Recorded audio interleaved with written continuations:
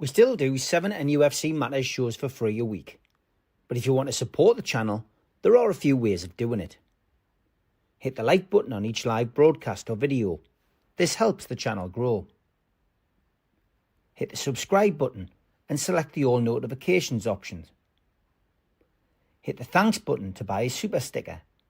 You can do this on the live chat too.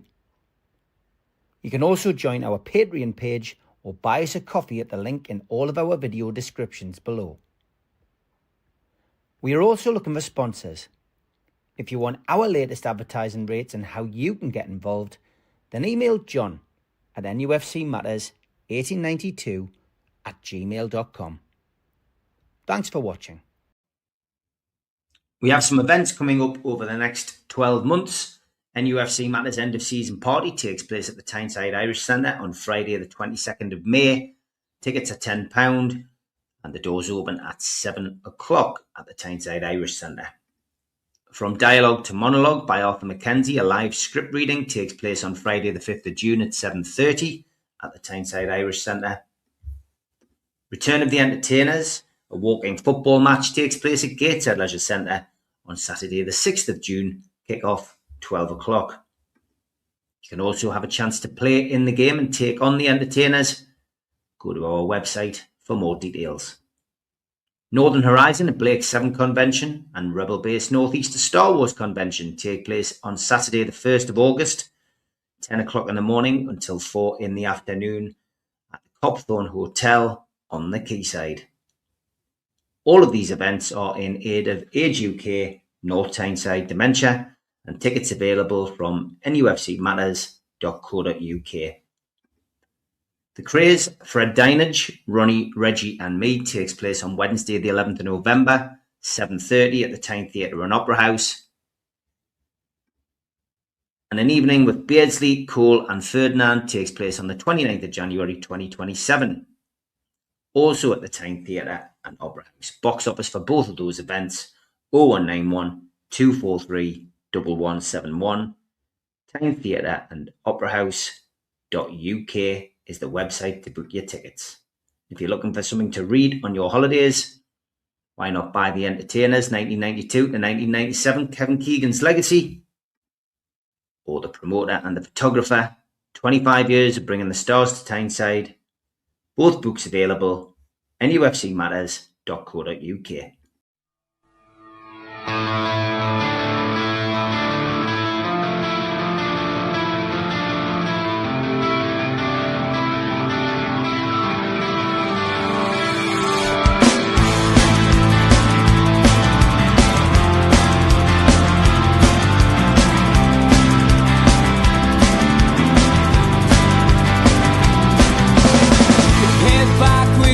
Attack. It feels like I've been talking to myself again, but it's the only way you're ever gonna learn. You look back and it's all in the past. I'm dwelling on the thoughts I cannot say to you. If I don't say the words, then maybe it's not true. And it feels alright when they come and say to you, you're the only thing that makes us all believe. Good morning, welcome along to NUFC Matters. It's a live Q&A with me, Steve Wraith, and Newcastle United. Got a 1-1 draw with Barcelona in the last 16 of the Champions League last night. Should have been a bit better, should have been a 1-0 win. But I'm sure you'll have your say in the comments. I am going to do a few questions which I've actually asked the lads for some pre-records next week because I'm going to Barcelona next week. So there'll be a fans forum Monday, and then Tuesday, Wednesday, Thursday, when I'm away, there's going to be some live, some pre-recorded shows with Stu Penman, George Mitchell and Steve Hasty. And the questions I've asked them, I'm gonna answer the questions from my perspective on this show. So not as reliant on you guys for questions first of all, but I will take the first few that have come into the chat. Blue Rhythm Boy says, "What do you put the equaliser down to, Steve? Poor game management, Eddie continued to attack, Gordon error, Chow error, or poor officials played more than 4 minutes?" I mean, you could pick one or two of those, couldn't you? Really, it was a Chow error at the end of the day.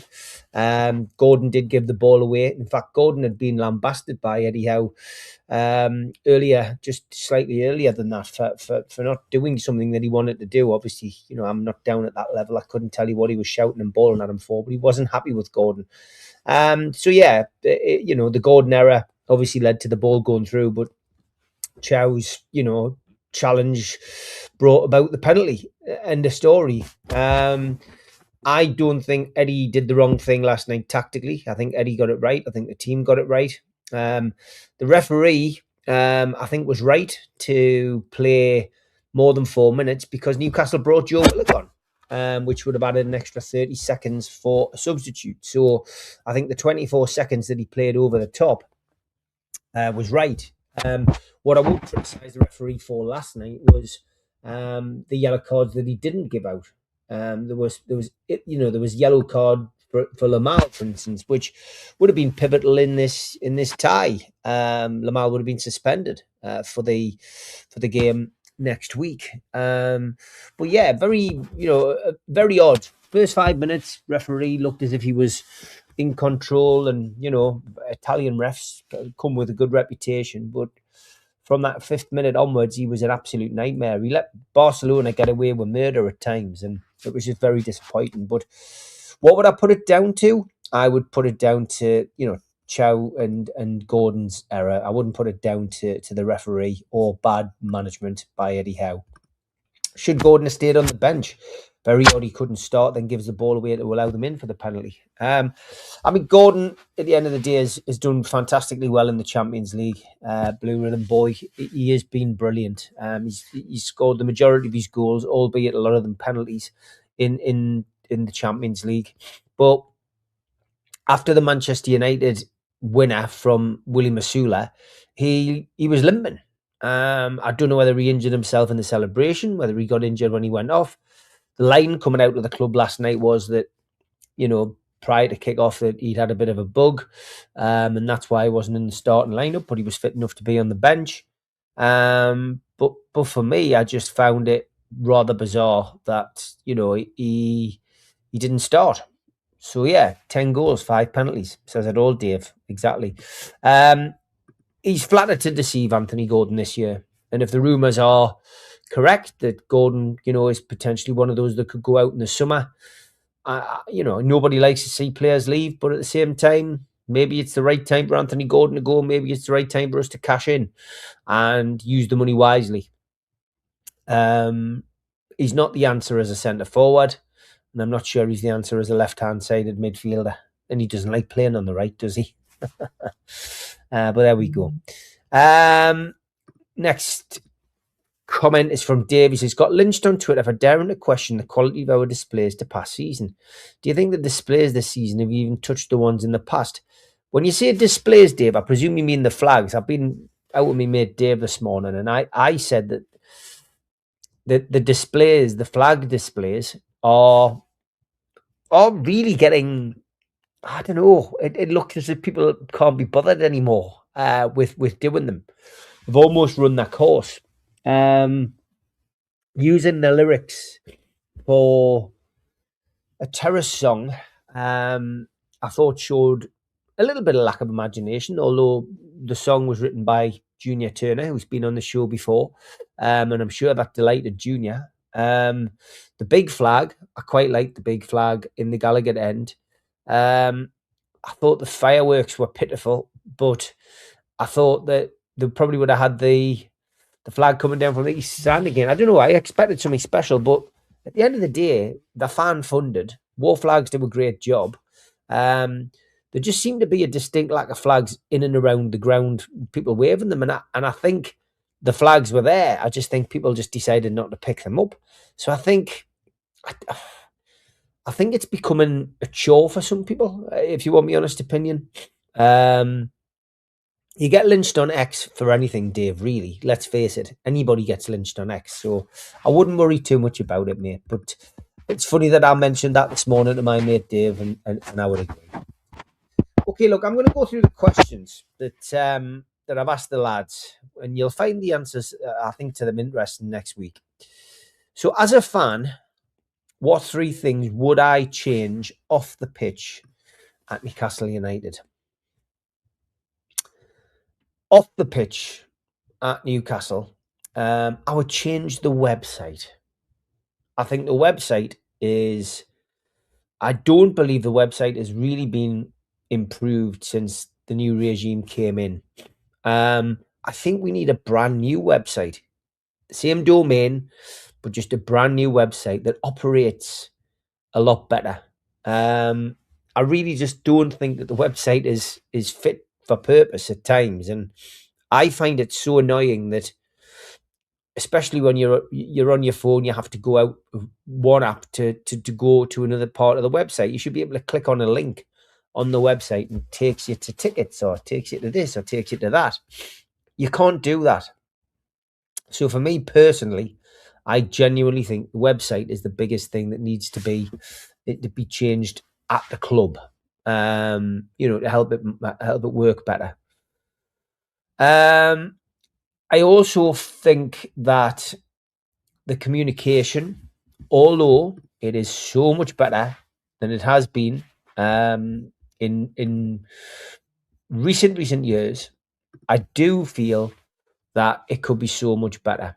I love the fact we get emails. If you're a season ticket holder, you remember, and you get asked about important things. But I do feel that all supporters, whether you're a season ticket holder, whether you're a membership holder, should be able to get a little bit more understanding of what's going on when the club communicate with people. So for me, the fans advisory board, who we've got to accept are in place to discuss things with the club, I think that should be moving forward. It should be there should be a vote. I think people should put themselves forward, and there should be a fan vote.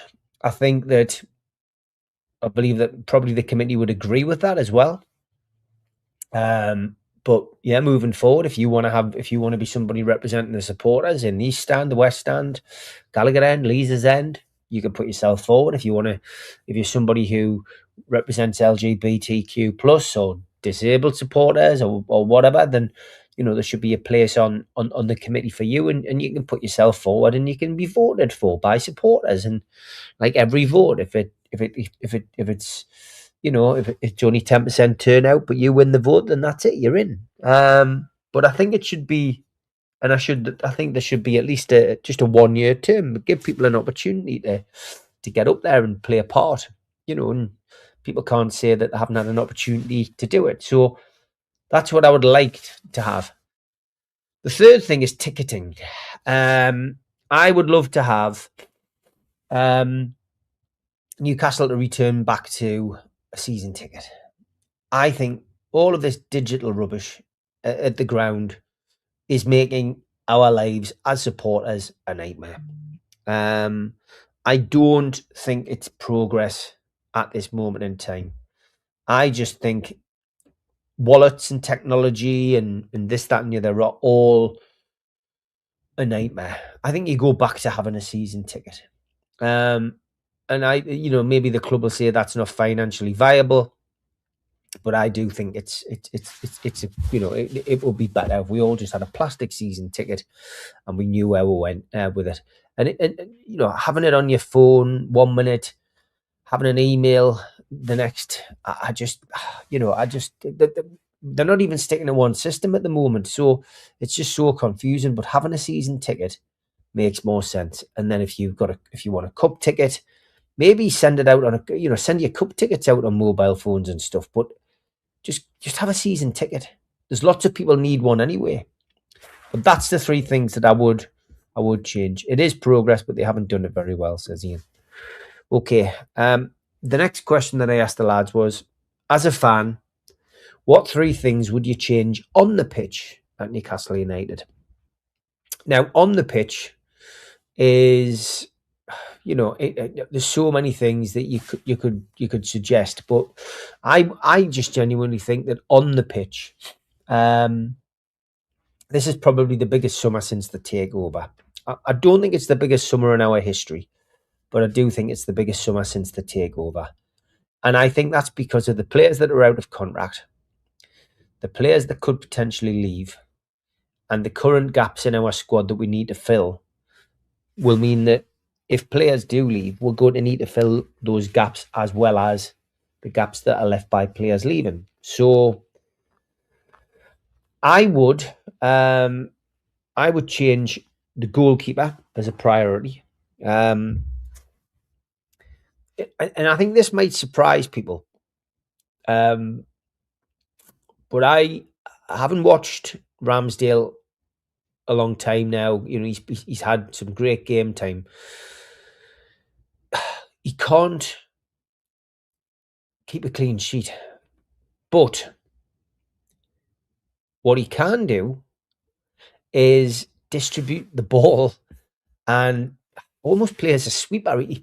There seems to be more confidence at the moment with him playing, but the frustrating thing is he can't keep a clean sheet. Now, I know last night was a penalty, but I'm not 100% sure that we could rely on him moving forward.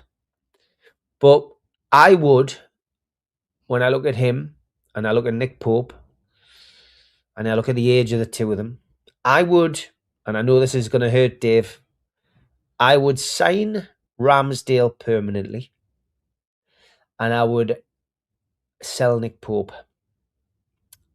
But I would bring in a new goalkeeper who would be our number one. I would have Ramsdale as number two, and I would have the new keeper in as the first choice. That's what I would do. And make sure that the keeper is confident and has a good cover of everything. I put a lot of the goals that have been conceded by both keepers down to the fact that we haven't had a settled back four. And that's been a huge, huge problem. Not having a settled back four can affect goalkeepers. And changing the centre halves, changing the full backs, it does affect the team. So I won't lay the blame fully at the goalkeepers. But I think Nick Pope has had his time at Newcastle, and I think it's time to move on. It could be the situation that we end up seeing both of them go, but I think that's what I would do anyway. So that's the first thing I would change. The second thing I would change is Anthony Gordon. I would sell Anthony Gordon this summer. I know a lot of the early part of the season with Botman, with his constant injury issues, I've said that I would potentially look at getting rid of him because I do think that he's going to be blighted by injury like Jonathan Woodgate was, but not playing him every week and using him as we are seems to be working. So far, so good. Don't want to tempt fate. But I would work very hard to keep Tino and Hall, and I would be prepared to let Gordon go as long as there was a replacement come in, and as long as we could secure Hall and Livramento on long-term deals. Obviously, have to raise their money because they're worth it. They are the two best fullbacks, I still think, in England at this moment in time, and they'll only get better. But I would be prepared to let Anthony Gordon go, in a way to try and generate us some more money for the transfer pot. The last thing, and bearing in mind I included, Hall and Livramento in that Gordon scenario, is a forward, a goal scorer, not a centre forward, a goal scorer, somebody who can get us 20 goals and put them in the back of the net. Because I could go through the fixture list today and say to you, we would have won that game if we'd had Isak. We would have won that game if we'd had Isak. Last night, we could have been 3-0 up in the first 20 minutes if we'd had Isak. And that's the difference between this season and last season. You're not talking about the goals that Nick Pope and Ramsdale have conceded when we've scored 3 at the other end. And I genuinely think that that's got to be the other priority. Goalkeeper at the back, goal scorer at the front. And those two positions added to what we've got, and if we can bring in another midfielder to replace Gordon, I genuinely think that, we'll have a better season next season. With or without European football, if we're in the Europa League or in the Champions League because we've won it, I think that, I think we'll have a better season next season. I don't know who I would replace him with, Ian. I really don't. But there'll be players out there. And I think slowly but surely, we are now starting to see our transfer window, albeit a little bit too late, bear a little bit of fruit. As I said the other week, Anthony Elanga starting to look like a good player now. Not a great player, but a good player.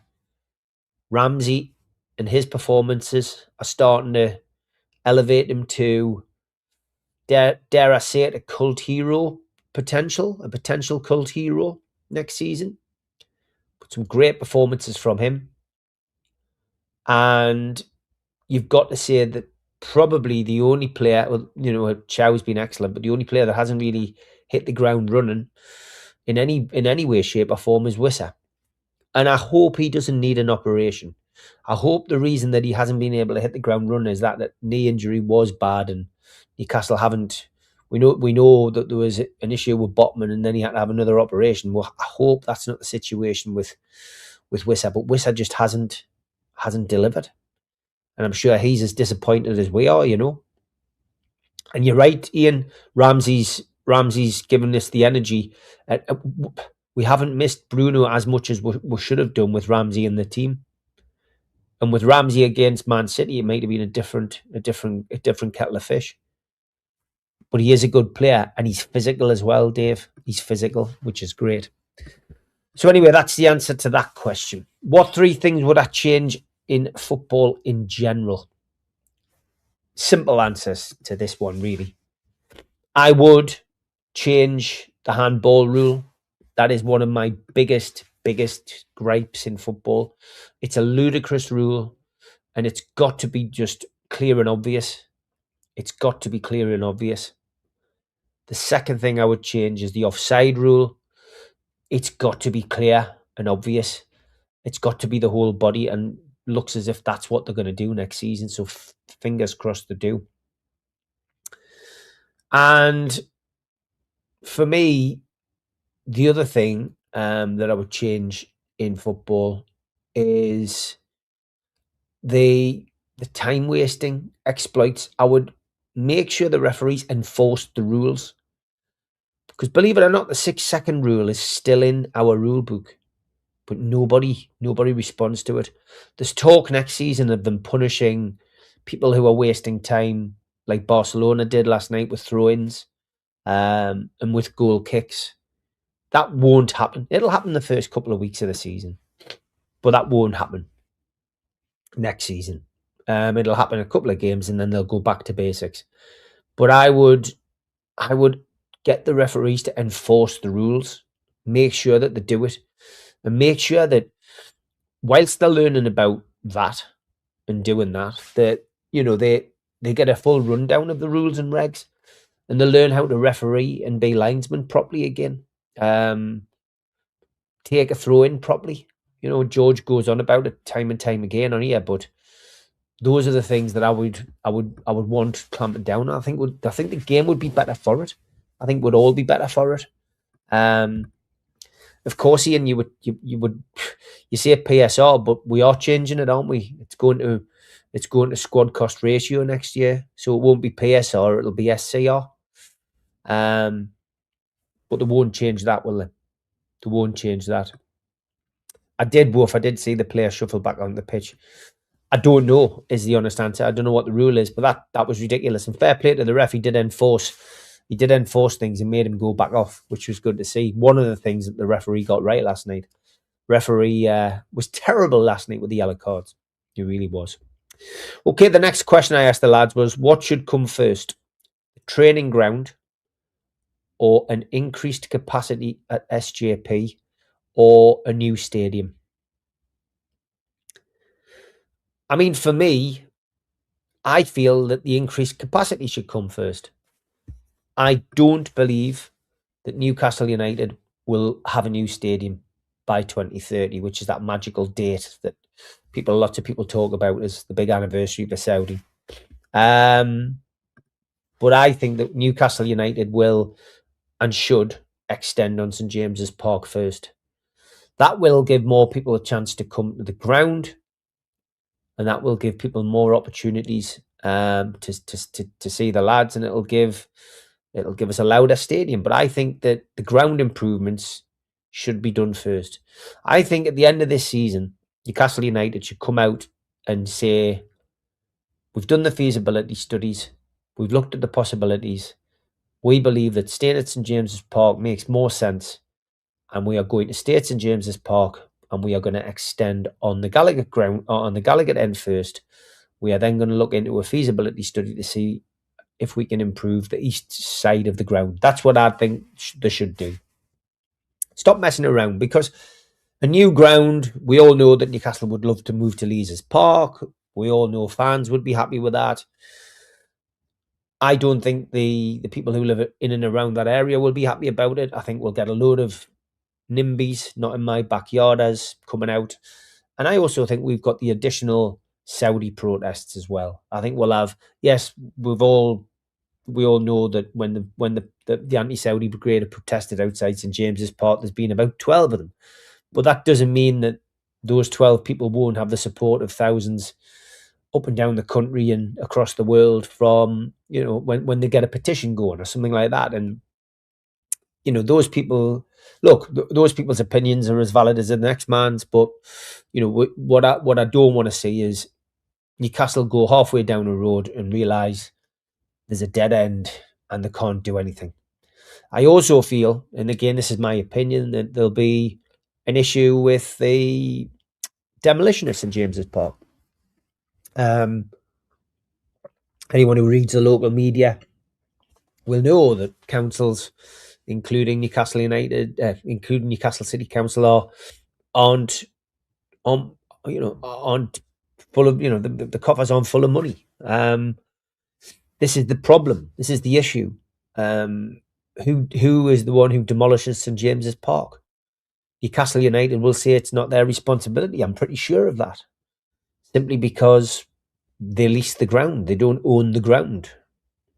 And the council got the money to demolish St James's Park. Newcastle might say they'll redevelop the area, but I don't know. So there's lots of things to consider. I don't think we can consider moving the ground outside of the city centre. I don't think going on to the Quayside site, if the arena gets demolished, is a valid option. There was a programme years ago on BBC Look North programme about potential global warming, and they did this diagram. I wish I still had it that I could share with you, of the water levels just underneath the Tyne Bridge. I mean, if that was the case, any new stadium on the Quayside would be underwater. And I think anything further afield wouldn't work. Even doing something on the town moor, which, I suppose isn't too far from Newcastle City Centre. I just think it's too far for people to stomach, So I think St James's Park, for me, is probably the only issue. So increasing the capacity makes more sense to me. I think training ground second. I think that if a player wants to come to Newcastle United, he's going to come to Newcastle United. And I think the biggest thing for a player isn't where he trains, it's how much money he's getting. If he's not interested in the football club and its history and the ambition and whether he can win a trophy, the second thing a footballer is interested in is money. Does he really care where he gets a massage, eats his pasta and kicks a few balls around? I don't think so. Maybe some footballers are bothered. And maybe if it comes down to, walking around Liverpool's training ground or Man City's training ground and Newcastle's training ground, and a player makes his decision based on, oh, well, that's going to look nice when I hang my tracksuit on there. It's not the player for us, is it, really? You want somebody who wants to just come in, play football and do the business. Christ, David Batty used to carry his boots in a carrier bag, home and away. That's the kind of footballer you want coming to St James's Park. Would you prefer to extend St James's Park or build a new stadium? What do you think will happen? So I've answered part of that question. This is the last one I'll do before I go to the ads.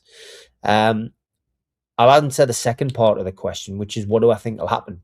And I do think that's what will happen. I think Newcastle will extend the stadium. I'm not sure when it'll happen.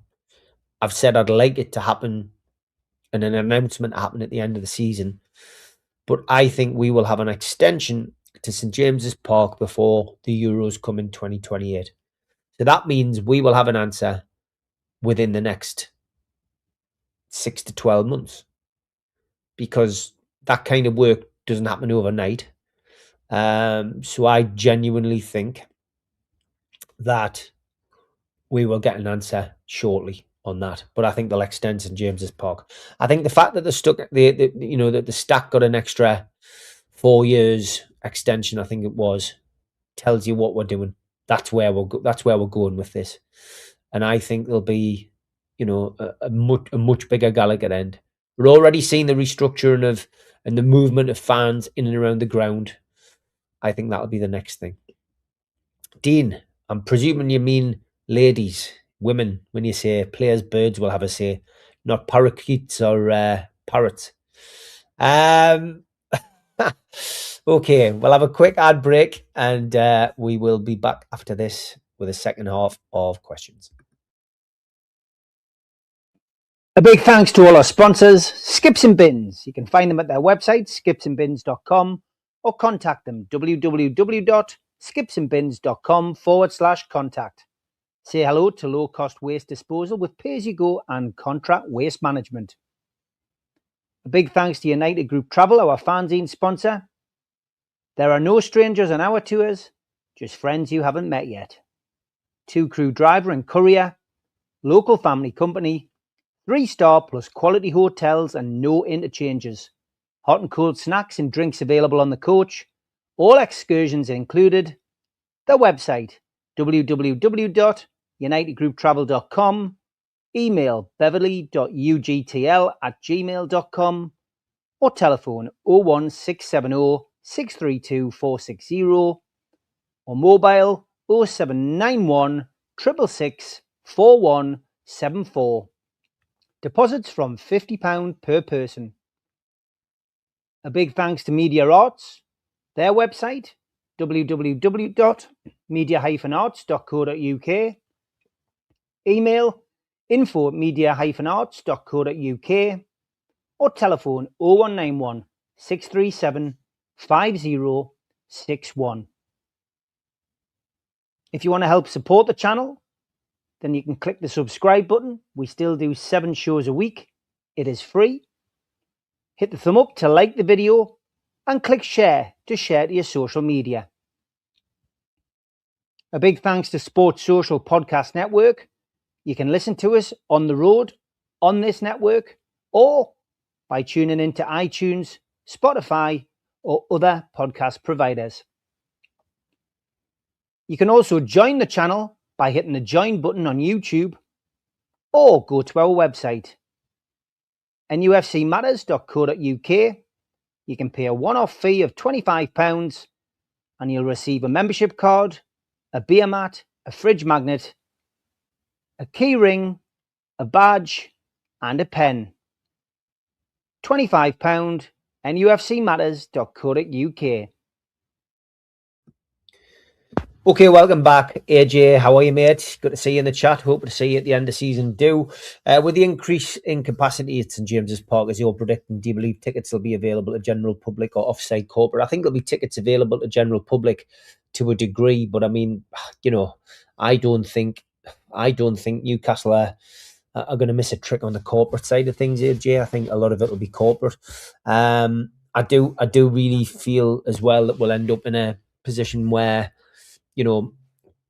Platinum Club, for example, which is the cheapest end as far as corporate's concerned, they'll keep raising the price in there until it matches what's in Club 1892, and they might even restructure that and call it something different, remarket it. And I think they'll wait until people get sick and until people can't afford it, and then they'll change it. It's as simple as that.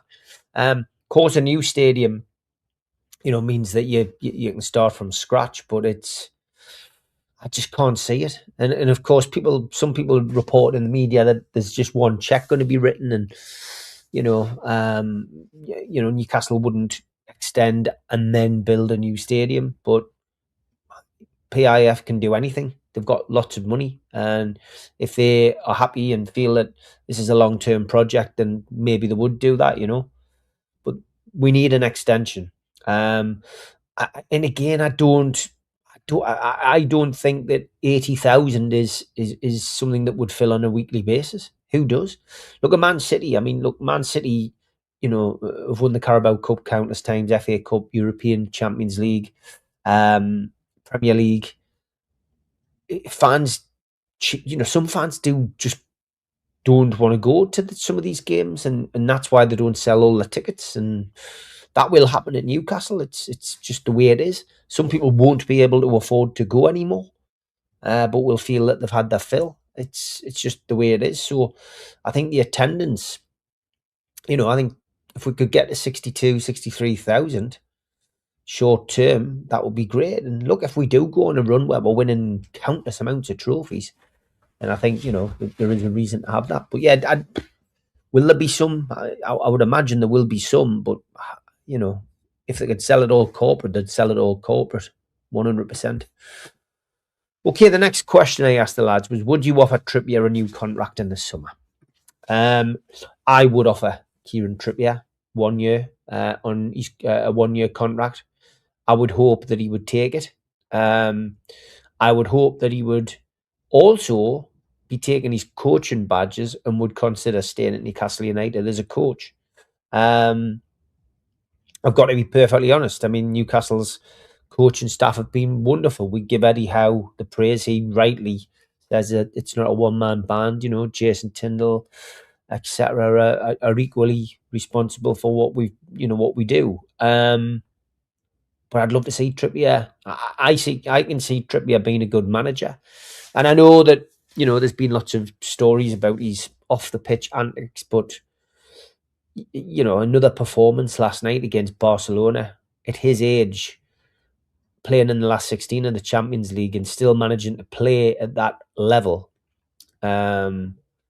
he's exceptional. And with the exception of his set pieces, which seem to have dipped off, I just don't think, I don't think he's lost a great deal for somebody his age, but his set pieces just aren't what they used to be. Kieran Trippier over the wall and all of that, it's just not the same. Corners, they're not the same, and it's strange. I don't know what's changed. I'm not sure what's changed, but I would offer Kieran Trippier a 1 year deal. I don't think he would take 20 grand and pay as you play, one of those kind of deals. But I think he would take something if he feels that Newcastle's still competing and capable of doing stuff. I don't think Kieran Trippier, let's say we get knocked out of the Champions League, I don't think, and fail to get Europe, I don't think Kieran Trippier would want to leave Newcastle in that kind of way. I think he would have much rather walked away after winning the Carabao Cup. But sometimes you don't get what you want in life. So I think he would want one last crack at it and give Newcastle a chance to get European football again and then retire or go to a different place. But I'd love to see him. I would love to see him in that kind of coaching position moving forward. Darren, we do need the league form to pick up. And the owner will stand by Howe. I've got no doubt about it. Trips was trying to lead from the dugout after he went off, barking out at the players on the pitch, which is great. And why is Trippier dating someone even an issue? I don't get it. Because that's what newspapers do, and it's all about clicks. Does it bother us? No. I think the fact that he's been given a rather humorous nickname by Newcastle fans is, says it all from what fans think. Okay, the next question I asked the lads was, Asula is clearly a raw talent and he has something to offer. Would you stick with him or would you cash in this summer? My mind has changed on this. I think if you'd asked me a couple of months ago, I would have said, and I probably said on this podcast, I'm I would cash in on Asula. But he is raw talent. And he is somebody who essentially, if given the opportunity, could be vital in changing games for us moving forward. I think he's a winger. I genuinely think he's somebody who could, moving forward, become a really good right winger. Give us something different. Might not have he might not be as rapid as Elanga, but he's not far off. But he's very, very physical. So I think Asula, if we could stick him on the wing, play him on the wing, I think that would be it. I think we might see that if we can ever get a forward through the door who scores goals. I think Asula could be that player that Eddie gets the best out of in a different position. Trips is amazing for a 35-year-old. He continually defies fitness, young enough to get to more millions elsewhere. Will be opts to stay. Yeah, me too. But yeah, so the answer to my question, yeah, Asula, I would keep him now. I would definitely keep him. Alan says, Barca fans all around the ground, so it seems me and Mozza couldn't get a ticket. First one I've missed all season. Could have cried. Yeah, there was lots of Barcelona fans. They were very respectful and very calm, cool and collected when Lamal scored the goal. Let's hope if the Sunderland fans in the same areas, they do the same as well on the 22nd. Sula's a headless chicken for me. Not sure. Fair enough, David. I was of the same opinion a couple of months ago. Seen some of the links for players as some of fans kicking off as we are looking at Premier League players who house coached before upsetting some of the fan base. It'll be interesting summer. I mean, we're linked with Solanke, wasn't it? Solanke. I think that's one of them. Sula isn't for us at all going forward. Possibly on the wing though, mate. What do you think about a winger? Maybe. Asula's not a front man, plays well out wide, cutting in, but the central striker, he's not good enough now. He's definitely not. But if, as an impact player, somebody who comes in and scores goals like he did against Manchester United and against Liverpool, he could be useful. But I would say, boom, play him on the wing. Trippier needs to be kept fit to keep up with his lady friends, Dave. His lady friends. That's a second reference to a lady, and yeah, which is incorrect. My pal got tickets 2 hours before the kickoff. Call from a club. It's weird how people get calls like that. Trips is definitely living the dream, Dean. Okay, the next question.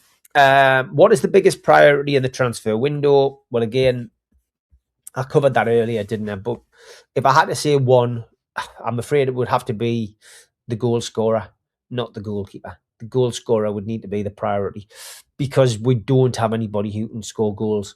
And yes, we've shared them around and we've done that. But in games where we've dominated and not scored, and then lost 2-1 or drawn 2-2 or drawn 1-1, it's been because we haven't had that forward. And if we'd had that Isak up front, we would have won games and we would have won them by a country mile. And of course, if, in those 25, 30 minutes at the start of the game where you score 2 goals and you're 2-0 up and you've wiped a team out, or like we did against Spurs that time when we were 4-0 up in 20 minutes, then it's a non-event. The other team can't come back. There's no way of coming back. And that's what we're missing. So Newcastle are playing pretty much the way that they have played in the past, but they're not scoring the goals that they should, and that's how we've lost a lot of those games. And I think it's took me a while to realise that, and maybe other people haven't realised it, but that's it. It's as simple as that. And we all know that it all still comes back to Alexander Isak leaving in the summer and leaving us short. I thought Asula's movement was excellent last night. In fact, a good half dozen times he was pointing to where he wanted the ball played and didn't get it. He's a handful when he's got the ball. Good to see Asprilla signing autographs, taking pics. Too many ex-players forget. So yeah, I mean, yeah. So for me, goal scorer is the biggest priority in the transfer window. Walter Marda, midfielder or forward? I mean, at the moment, you feel like neither, don't you? He's not a midfielder, though. He is not a midfielder. Nick Walter Marda is a forward, but he doesn't play well in the formation that Newcastle United play. So for me, Voltemata, because of his goals in the Premier League, I think we could get our money back in the summer. We might have to do that. Who knows? We're not sure where we're at financially, as far as the squad cost ratio is. But he's not going to be able to make a career at Newcastle and be playing week in, week out, because he just doesn't fit the formation. But he's more of a number 10 and a forward than he is a midfielder, and I just wouldn't continue playing him in midfield. He's the kind of player you can bring on to slow the game down. If you're a couple of goals up, you want to change things a little bit, you could stick him in and he'll do a job and he'll frustrate people. But he needs to get more physical, and he needs to be more aware of his positioning when Anthony Alanga or Harvey Barnes or Anthony Gordon or Jacob Murphy's whipping balls in. Get on the end of a header. He should be doing that for half an hour after every training session. Just get Alanga to whip some balls in and get some heading practice. But you can't teach the physicality that he needs. You can't teach what Joe Linton's like or what Jacob Ramsey's like. You just can't teach it. If it's not in you, it's not in you. Big Nick doesn't have a place in the system. Big change to adapt for him. Doubt it. Fair play, David. I can't, I'm not putting up a defence for him. Wanting Nick gone with his goals and assists, but not Asula, who has far less as an odd take. Yeah, you could see it that way. I'm looking at potential, Paul, and I think that Asula, Big Nick scored those goals at the start of the season. He's done nothing since. And we need, depending on our financial position, he's a sellable asset. Asula, I think he's a raw talent, but I think if he's played on the wing and coached to play as a winger, I think we'll get more out of him.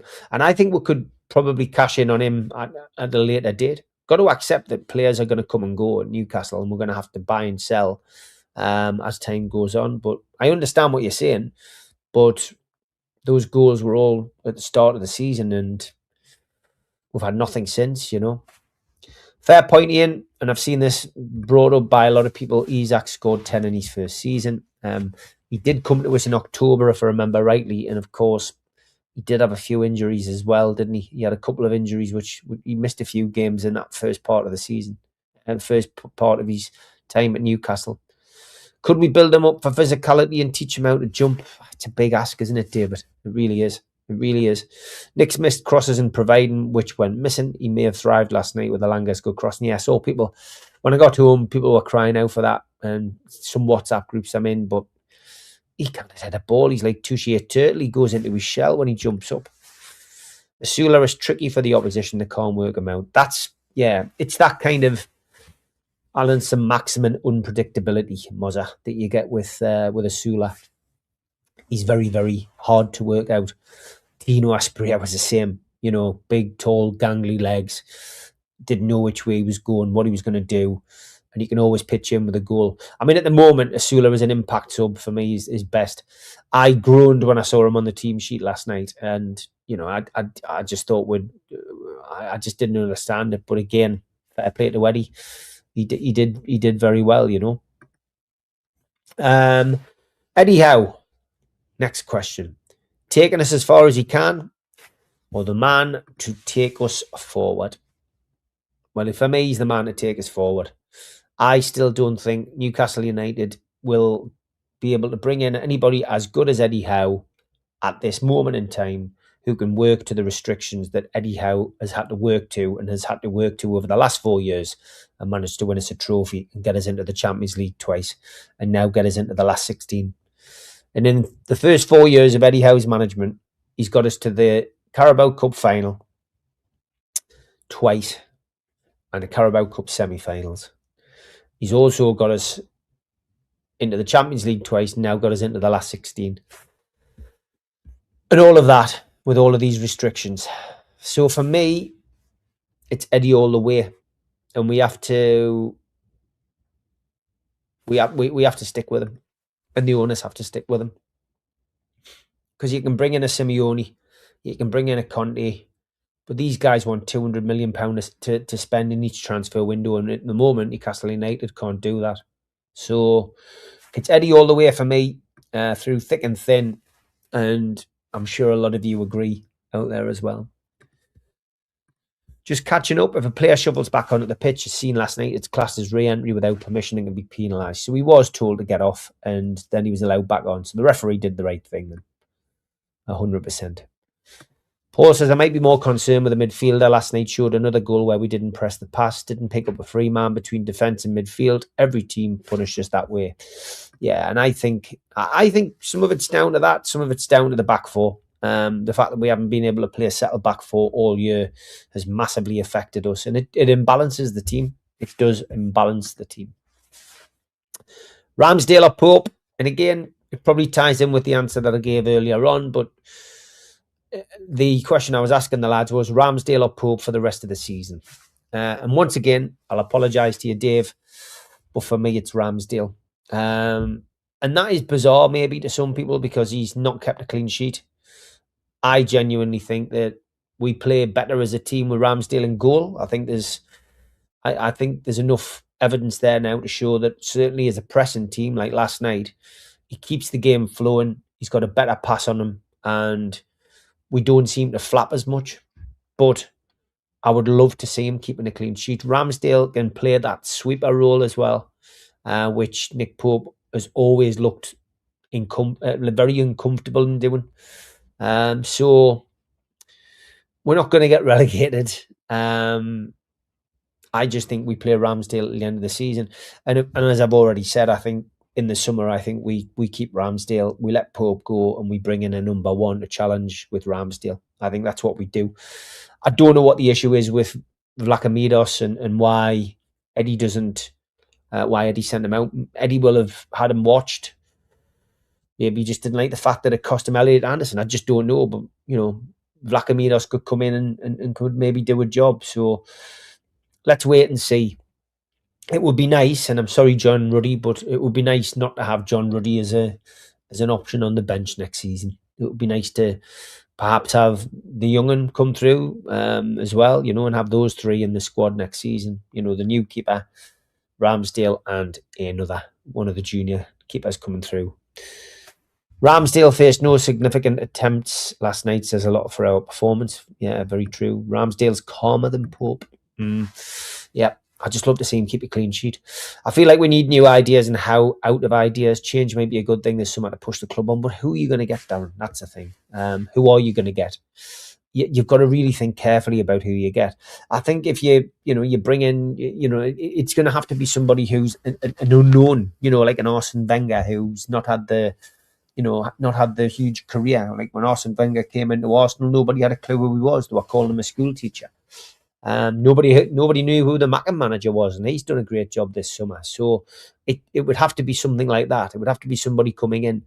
Of course, there's managers who are at the likes of Brighton and Bournemouth, but that doesn't always work.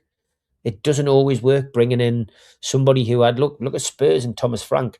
Although I will say that Thomas Frank was already, he was great at Brentford, but sometimes you need to stay in your own backyard. Going to Spurs it's a nightmare club, and after last season, almost going down but winning the European trophy, there was alarm bells ringing about Spurs then, and it's not getting any better. I go Tudor Mozza, no thanks. Agreed, Steve. Eddie in for me, no doubt. It's been a hell of a frustrating season. That said, the owners need to back him. One transfer window out of 4 isn't good enough. We've got to push on.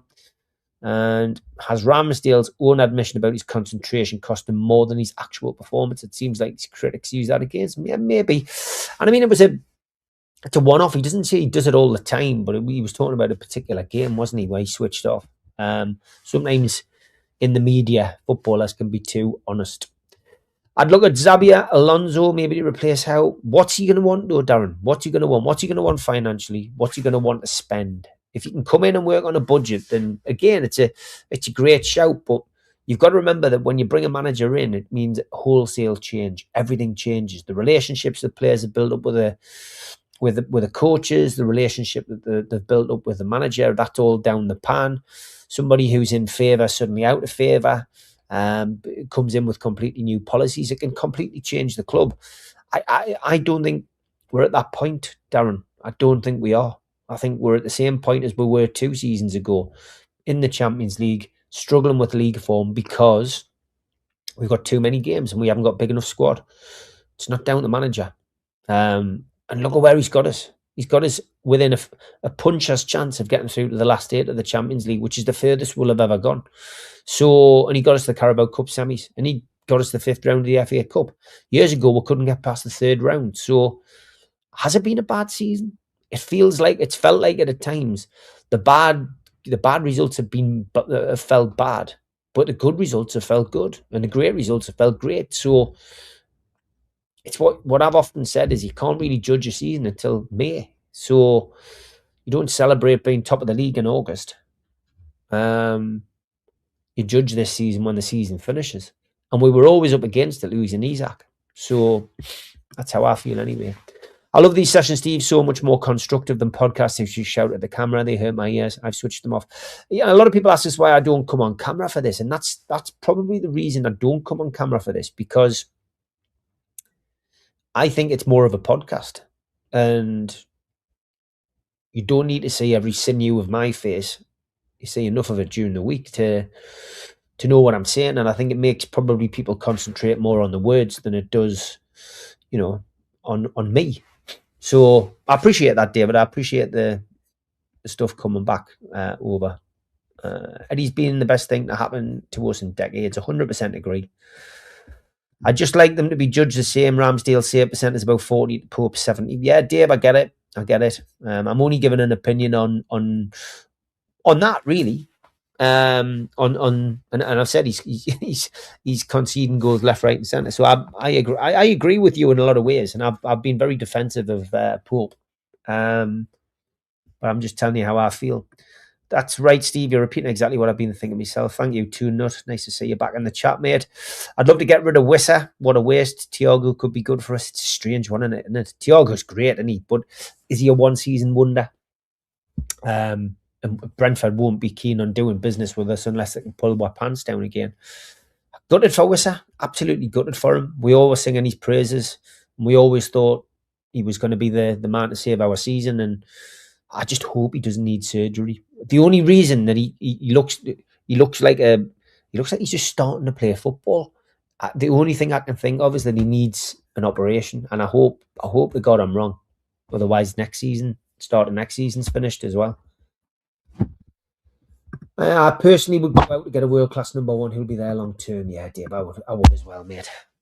Okay, the last question I asked the lads. Going into the final stage of the season, if you had a full squad to pick from, name your team and your formation. Well, I think some of you have already got an inkling as to what I would do, but if Pep Guardiola this week in the Champions League tonight against Real Madrid picked a team and went 4-4-2 and they beat Real Madrid in the Champions League tonight, I can guarantee you other managers would start playing 4-4-2. So why can't Newcastle United and Eddie Howe lead the way and go 4-4-2? Not every game, but just occasionally. So for me, if I was going into the final games of the season, no relegation hanging over us, but an opportunity to get into Europe, I would go with Ramsdale in goal. I would go with left back, Lewis Hall. Right back, I would go with Kieran Trippier with Tino Livramento as cover. Centre half, my pairing would be Malik Chow and Dan Burn. You've obviously got Botman who can come in at this moment in time to replace him, one of them. I would then say midfield, and again you've got a great match in midfield, but my starting two, and bearing in mind this would have to be everybody being fit, I would go with on the left hand side, I would go with Harvey Barnes. On the right hand side, I would go with Anthony Elanga. And in the midfield, I would go with Jacob Ramsey. And I would go with Bruno Guimaraes. And my front two, and of course those midfield could change. You could have Joe Linton, you could have Tonali, you could have any mix in that midfield, but I would start with those two. I wouldn't start with Joe Linton. Up front, and this is where the surprises come in, I would start with potentially Joe Linton up front as the man to hold the ball up and win the ball. And I would go with, at this moment in time, Will Osula alongside him. But you've got so many players that you could bring in then in that formation. You could change it. You could go in a different game. So playing Crystal Palace away, you could go with Joe Linton and Osula up front. But playing a team with a slow back four, you could go with Anthony Gordon up front and Johan Wissa. But I just think 4-4-2 would make such a big difference. And I've been slated for that, for saying it, by some of my mates. But I played 4-4-2 as a footballer. I played as a manager for 20 years. I went 4-4-2. I'm not against it. I think it's a great opportunity for Newcastle United to get the best out of that team. And you've got Livramento who can come in. You've got Lewis Miley. You know that suddenly your squad looks bigger. And I know that sounds weird, but you've suddenly got more options. So for me, you've got players. You might not agree with that team. That would be my starting lineup. So I would go Osula and Joe Linton up front. Joe Linton could just drop slightly and support the midfield if needed. But 4-4-2 would be the way forward for me. That's the hour up. I am going to be back in the morning, 11 o'clock again for you early birds with Gibbo. Supermax got a hospital appointment. All okay, though. I'll get him back on the channel at some point. He's not for the one to trying last week. Looking forward to seeing you all tomorrow, 11 a.m. And just a little point of action as well. The Migos on Friday. That will be 4:30 until 6 o'clock. And Three's a Crowd on Saturday morning will be at 8:30 in the morning. The professionals will be on Sunday evening. Time to be confirmed. Have a good day. See you all soon. Take care. Bye-bye.